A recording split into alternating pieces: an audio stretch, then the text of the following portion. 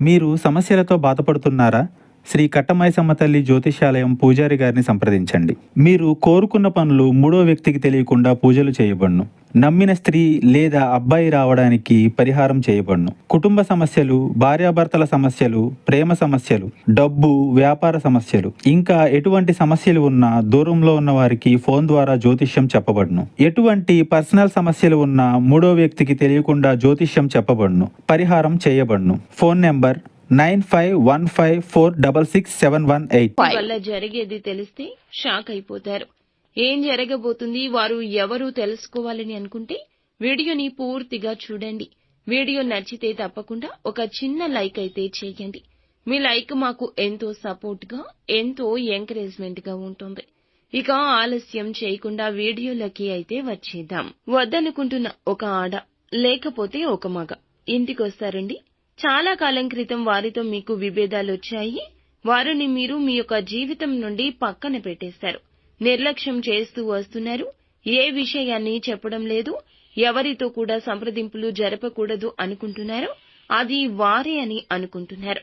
ఒక రకంగా చెప్పాలంటే పూర్తిగా అవాయిడ్ చేస్తూ జీవితంలోకి రానివ్వకుండా మీకు మీరుగానే అడ్డుకుంటున్నారని చెప్పాలి. వారికి ఒకరితో ఒకరికి పరిచయం ఉండొచ్చు, లేదంటే లేకపోవచ్చు.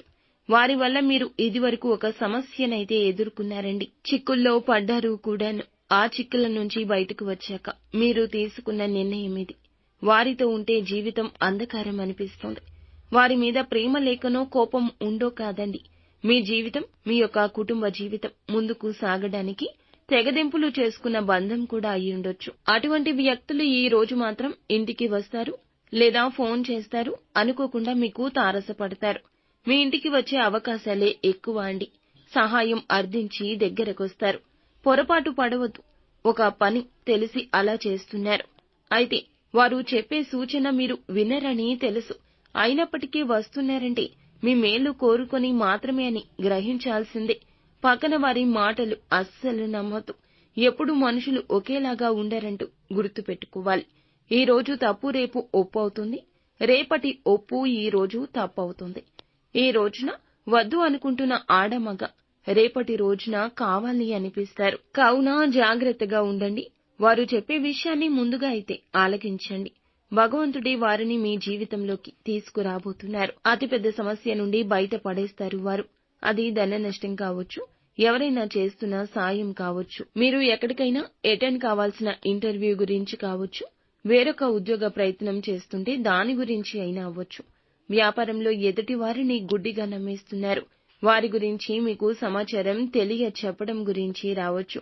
ఇలా ఏదైనా మీకు జరిగే ఒక మోసాన్ని బట్టబయలు చేసి మిమ్మల్ని ఆ యొక్క ఇబ్బందుల్లో పడకుండా చెయ్యి పట్టి బయటికి తీసుకురాబోతున్నారు. కావున వారిని దూషించకుండా, వారి మాటలు వినకుండా వెనక్కి పంపేయొద్దు. ఈ రోజున కోపాన్ని పక్కన పెట్టి ఆలోచన శక్తితో ముందుకు వెళ్ళండి. అప్పుడే లాభపడతారు. ఈ రోజున పక్కాగా వారు ఇంటికైతే వస్తారు లేదా ఫోన్ అయినా చేస్తారు. ఇది ఆశ్చర్యం కలిగించే అంశము. కానీ వారితో ఉన్న జ్ఞాపకాలు నెమరు వేసుకునే సమయం అండి.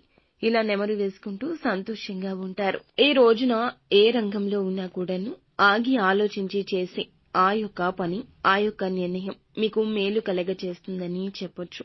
ఈ రోజున మీకు ఏదైనా కాస్త గందరగోళంగా, గజిబిజిగా ఉంటే గనక ఖచ్చితంగా ఒంటరిగా ఉండి తీసుకునే నిర్ణయాలు మేలు కలగచేస్తాయి.